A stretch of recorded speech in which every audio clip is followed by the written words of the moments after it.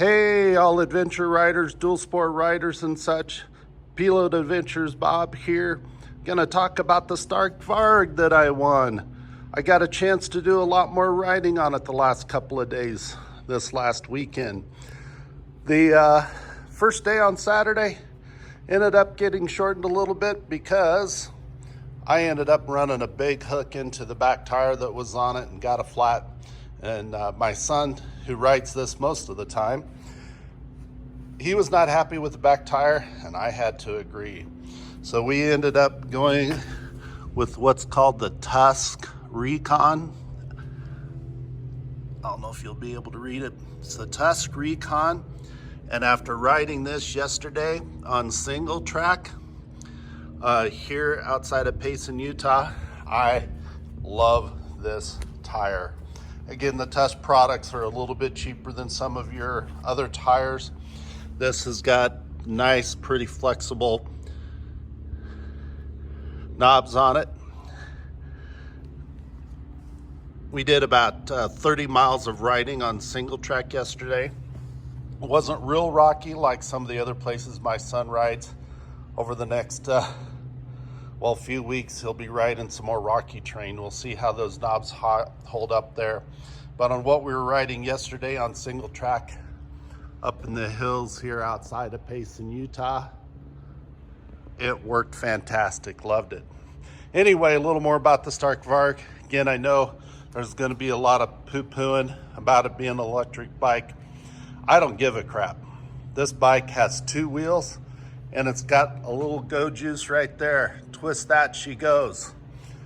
My son put a handbrake on it. Before we put these on, unfortunately, he'd already broke the levers before we got this on, so he has now broke both sides, but we have taken away the foot brake. As you can see, it's now gone, and we have gone to front brake and a handbrake. Now again, I've ridden many years with a foot brake, and I'll be first to tell you, I was out there stabbing for it for a few times, but we did about 30 miles of riding yesterday, and over halfway through that, I started really getting used to just having handbrakes. I'm starting to do a lot more mountain bike riding. I tell you what, if you're a mountain bike rider where you have handbrakes, you come over to this bike and it's not gonna feel crazy. It really isn't. The other thing I found, we were doing single track and running around stumps and down trees that were cut and stuff. Tell you what, I get a little bit lazy about putting my foot forward to cover that brake. And now I could just keep my foot up tight. And there was a couple of times that I hit some of those down trees sticking out with my boot, but being back here, tied up against the bike, it didn't get ripped off the bike. Nor, of course, the big thing I get scared about, getting it ripped down forward when you hit rocks or anything like that. Not worrying about a gear shift on the left side or a rear brake on the right side allowed me to lock into the bike with my lower legs better than I probably ever have before, because I wasn't worried about moving them around, shifting gears. I would also say it's so thin. Part of being so thin is definitely an advantage, but it's also kind of hard to hang on.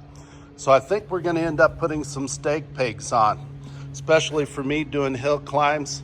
It's pretty slick right along in here, and it was kind of hard to really grip with my legs, and therefore I was gripping a lot with my hands. Kind of started to pump up my arms. So I think we're going to put stake pegs on there, and that'll help that part. But I am not missing a gear shift lever, and I am not missing that rear brake once I got used to it. Man, this thing, you could come out of a tight turn, hit a straightaway, you roll that little go grip right there, twist that sucker, and man, this thing would just rip out of a corner. Honestly, I understand if you're a young guy and you're really doing real tough, hard enduro where you want to clutch and stuff, yeah, maybe. Well, I'm gonna say with lighter weight two-stroke and stuff, obviously, and you're gonna go out there and ride all day long. Yesterday, I did 30 miles on this. I'm not a real fast rider. I'm out there just riding at an enjoyable pace. Being careful, I have a job to go to on Monday that I can't show up broken. So I got to make sure I get to work on Monday. And especially for an older guy like me, I'm near 60 years old. I can't say enough about how this just simplifies riding for me. I don't have to worry about being that young kid that I'm Johnny Spot on slipping a clutch and hitting rear brakes and shifting gears and what gear am I in? Oh, I was in too tall a gear. God, I just can't tell you enough how this just simplifies riding. If you're a new rider and you're intimidated by clutch and gear shifts and being in the right gear, I can't say enough about as a new dual sport rider or off-road rider. This bike can really simplify life. Not to mention I have a daughter that rides. She does not want to be cleaning air filters, constant oil changes, worry about spark plug changes, top end rebuilds on a two-stroke. Yes, you're gonna have to do some chain maintenance. Yes, there is some gearbox oil to change, but that's actually a real high interval on the gearbox oil. Otherwise, this bike is so simple to maintain. My daughter has ridden this now once, and she's like, man, Dad, someday if I can get to a point that I can, be in a situation right now, she can't really get out to any off-road riding areas very well.